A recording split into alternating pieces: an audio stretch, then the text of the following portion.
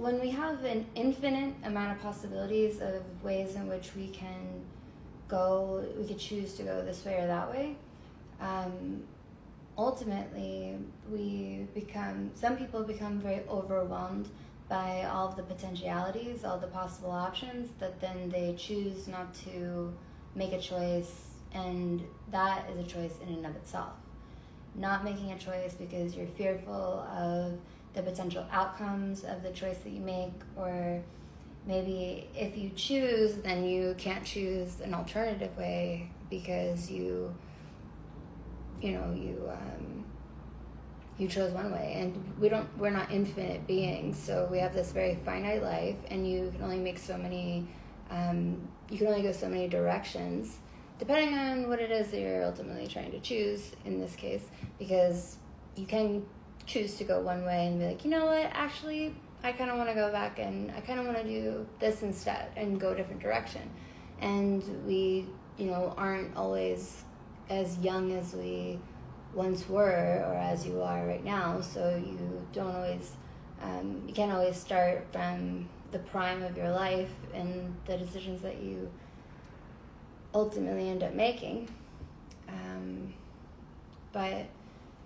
But you have the option to, you have all of these options to choose, and a lot of people become very overwhelmed with the decisions that the choices that they could potentially choose from.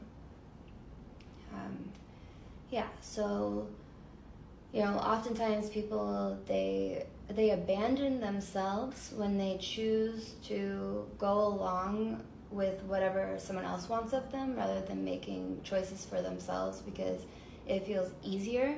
But in all reality, they aren't actually, they may not recognize this, but it's not necessarily easier, because this is your life. If you're choosing to live a life that is along the curtails of others, of one other person or many others, what about your life? You don't get another one, as far as we know. As far as we know, this is your one opportunity to live this life. And so when you sign off your ability to make choices for yourself, then you are preventing yourself from fully living into what this life could have been for you. And you may recognize that you wish you didn't do that at some other point in your life, and then that'll be really hard to sit with when you're too old to do anything about it anymore.